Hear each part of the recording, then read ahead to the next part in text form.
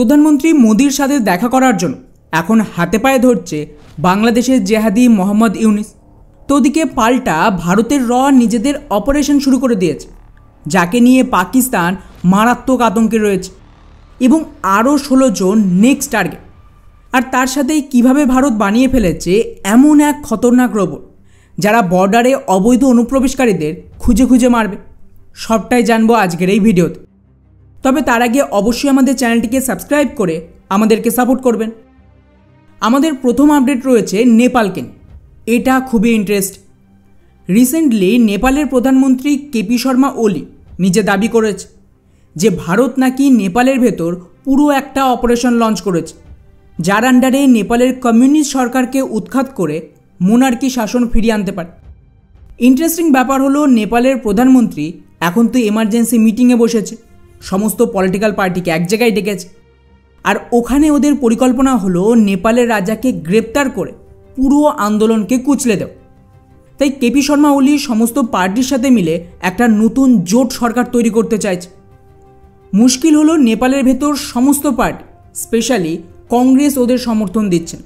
তাই কেপি শর্মা ওলি দাবি করেছে পার্মানেন্ট একটা বড় খুলাসা করবে যে কিভাবে ভারত নেপালে পুনরায় রাজাকে সমর্থন দিয়ে আন্দোলন করাচ্ছে।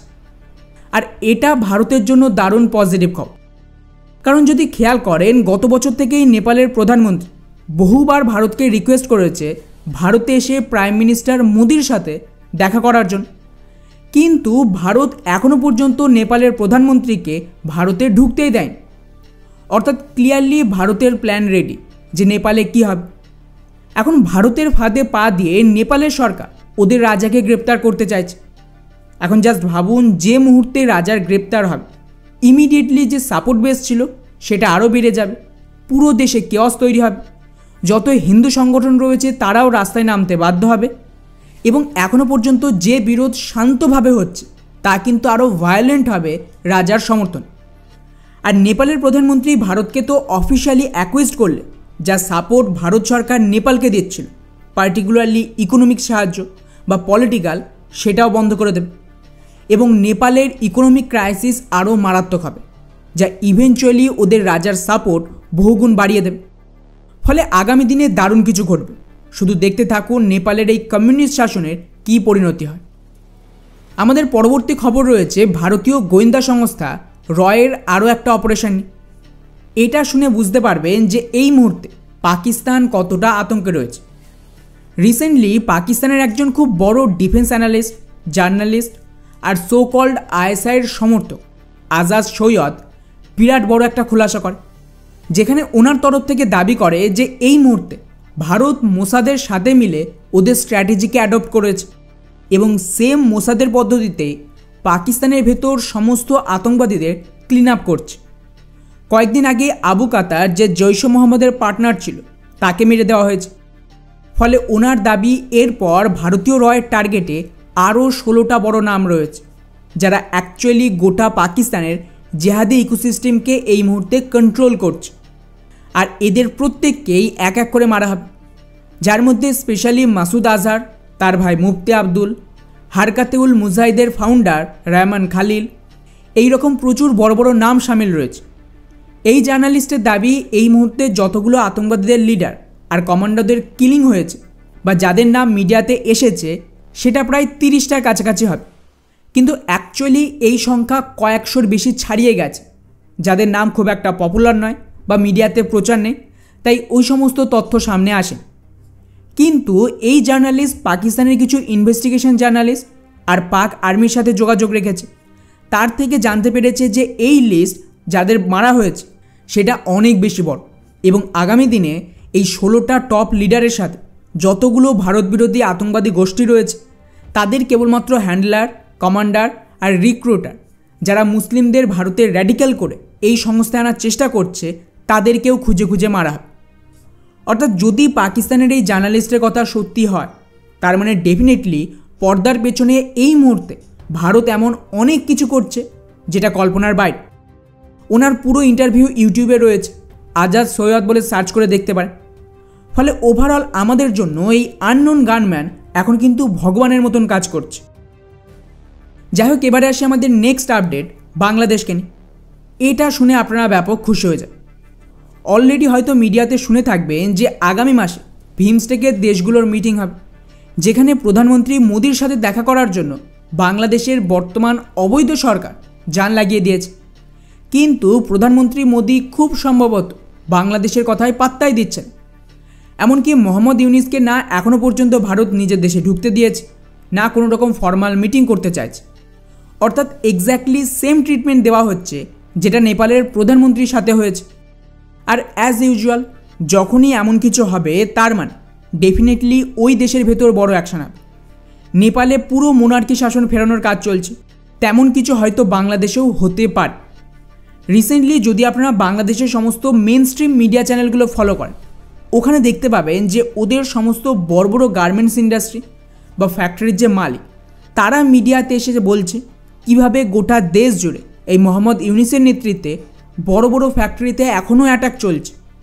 অলরেডি 300 থেকে 400টা বড় ফ্যাক্টরি বন্ধ হয়ে গেছে, যাতে কয়েক লক্ষ মানুষ কাজ হারিয়েছে। কিন্তু একই সময় ওদিকে যদি দেখেন ভারতের ভেতর উত্তরপ্রদেশে যোগী আদিত্যনাথ গতকালই 1000 একর ল্যান্ড হ্যান্ডওভার করেছে, যেখানে 10,000 কোটি টাকার বিনিয়োগে টেক্সটাইল পার্ক তৈরি করা হচ্ছে। সেম কাজ গুজরাটে, মেইনলি সুরাটে হচ্ছে। এছাড়াও মধ্যপ্রদেশ আর বাকি রাজ্যেও টেক্সটাইল ইন্ডাস্ট্রি ব্যাপক বুম করেছে। আর ভারত সরকার স্পেশাল গ্রান্টও দিচ্ছে এই ইন্ডাস্ট্রিকে আরও বেশি ওপরে তোলার জন্য। অর্থাৎ দুটো ঘটনার মধ্যে লিঙ্ক খুঁজে পাচ্ছে। ভারত এত বছর বাংলাদেশ থেকে বহুগুণ পিছিয়ে ছিল এই ইন্ডাস্ট্রিতে। এটাই বাংলাদেশের মতন এত বড় দেশের একটা ব্যাকবোন ছিল। মানে ভাবতে পারছেন যে এই একটা ইন্ডাস্ট্রি থেকে কত বেশি ফায়দা লোটা সম্ভব। তো মোহাম্মদ ইউনিস সেটাই ভেঙে দিচ্ছে, আর ভারত চুপচাপ সেই সুযোগে ওই ইন্ডাস্ট্রি দখল করে নিচ্ছে। এই কারণেই কিন্তু ভারত বিশেষ হস্তক্ষেপ করছে না বাংলাদেশকে নিয়ে, কোনো কথাও বলছে না। আর ভারত এখন কয়েক বছর অপেক্ষা করবে ওদের এই পুরো ইকোনমি আর টেক্সটাইল ইন্ডাস্ট্রি কোল্যাপসের জন্য। তারপর যেমনটা শ্রীলঙ্কার মালদ্বীপে হলো, সেম বাংলাদেশে হবে। আর অলরেডি এই মুহূর্তে বাংলাদেশের আর্মি, মোহাম্মদ ইউনিস সহ ছাত্র সংগঠনের মধ্যে লড়াই শুরু হয়ে গেছে। তো সব কিছু স্টেপ বাই স্টেপ চলছে বাংলাদেশকে কাঙাল বানিয়ে বরবাদ করার জন্য। আমাদের পরবর্তী খবর রয়েছে ভারতের একটা নতুন আবিষ্কার বর্ডার রোবটকে নিয়ে। রিসেন্টলি আইআইটি গুয়াহাটি সমর্থিত স্টার্টআপে এক নতুন ধরনের রোবট তৈরি করেছে, যার বিশেষত্ব হলো এটা মেইনলি মোতায়েন হবে আমাদের সমস্ত বর্ডার এরিয়ায় সার্ভেলিয়ান্সের জন্য। অর্থাৎ এটা 24/7 পাকিস্তান, বাংলাদেশের মতন গুরুত্বপূর্ণ সীমান্তে মোতায়েন থাকবে, নজর রাখবে আতঙ্কবাদী আর অবৈধ জেহাদিদের অনুপ্রবেশ থামানোর জন্য। এই রোবটে স্পেশালি এআই যুক্ত করা হয়েছে, যাতে মিনিমাম হিউম্যান ইন্টারফেয়ারেন্সের প্রয়োজন পড়ে। এছাড়াও অলরেডি ভারত বিভিন্ন রোবট ডগও সেনাতে সামিল করেছে। তো ভারতের এখানে যে মেন প্ল্যান সেটা হলো একটা মাল্টিলেয়ার ইউনাইটেড ডিফেন্স রেডি করা, যেখানে এই জাতীয় রোবট, ড্রোন সব কিছু মিলিয়ে মাল্টিলেয়ার প্রোটেকশন দেবে, যাতে যে সমস্ত এরিয়ায় বিএসএফের সৈনিকরা সবসময় মজুদ থাকবেন সেখানেও সুরক্ষা দেওয়া যায়। এবং এগুলো ইমিডিয়েটলি ফোর্সকে অ্যালার্ট করবে। এমনকি প্রয়োজনে ভবিষ্যতে হাতিয়ারও যুক্ত করার প্ল্যান চলছে, যাতে বিনা সৈনিকদের জীবন বিপদে ফেলে বাংলাদেশি আতঙ্কবাদীদের অনুপ্রবেশ বা গরুচোরদের ঠেকানো যায়। আর এগুলো খুবই দরকার আমাদের দুই সীমান্ত, পাকিস্তান বাংলাদেশ, এখন তো মিয়ানমারের সীমান্তের জন্য। তো ওভারঅল এটা পজিটিভ খবর যে এই টেকনোলজিতে ভারত কতটা আপডেট করছে। ফাইনালি আমাদের শেষ এবং সবচেয়ে গুরুত্বপূর্ণ আপডেট রয়েছে পাকিস্তানের ভারতের ভেতর করা একটা অপারেশন। আব্দুল বাসিতের কথা ডেফিনেটলি শুনে থাকবে। ইনি পাকিস্তানের এক জেহাদি ডিপ্লোম্যাট, যে ভারতে অ্যাম্বাসেডার ছিল 2014 থেকে 17 সাল পর্যন্ত। তো আব্দুল বাসিত হালেই খোলাসা করেছে যে পাকিস্তানের তামিলনাড়ুর ডিএমকে পার্টিকে আরও বেশি করে সমর্থন দেওয়া উচিত এবং ডিলিমিটেশন আর ভাষার যে লড়াই শুরু হয়েছে ডিএমকের নেতৃত্বে, তাকে কাজে লাগিয়ে তামিলনাড়ুতে একটা ফোর্স তৈরি করা হোক। আপনাদের মনে আছে কিনা জানি না, তবে কয়েকদিন আগে আমি আমাদের একটা টপ 5 ডিফেন্স আপডেটে জানিয়েছিলাম যে পাকিস্তান এখন নতুন দুটো ডেস্ক তৈরি করছে, তামিলনাড়ু ডেস্ক আর পশ্চিমবঙ্গ ডেস্ক, যেখানে এই দুটো রাজ্যে মণিপুরের মতন বা কাশ্মীরের মতন আতঙ্কবাদকে রেডি করা যায়। আর এর জন্য এরা ব্যবহার করবে ভাষাকে। খেয়াল করে থাকবেন শেষ কয়েক মাস ধরে তামিলনাড়ুর ডিএমকে পার্টি এই ভাষাকে কাজে লাগিয়ে ওখানকার সাধারণ মানুষকে র্যাডিক্যাল করার চেষ্টা করছে, আর তার সাথে জিহাদকে খোলা সাপোর্টও দিচ্ছে। তো আশা করি বুঝতেই পারছেন এদের পেছনে কার হাত রয়েছে।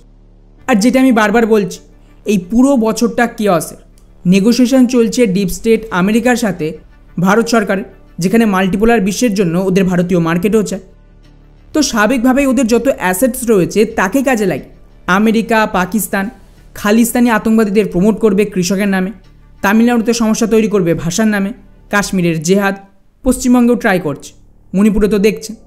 এতে ভারত সরকারকে দুর্বল করা যাবে বা নেগোসিয়েশন টেবিলে এগুলিকে কাজে লাগিয়ে ভারত থেকে বেটার ডিল পাওয়া যায়। তো এক এক করে এদেরকে ঠান্ডা করতেই হবে।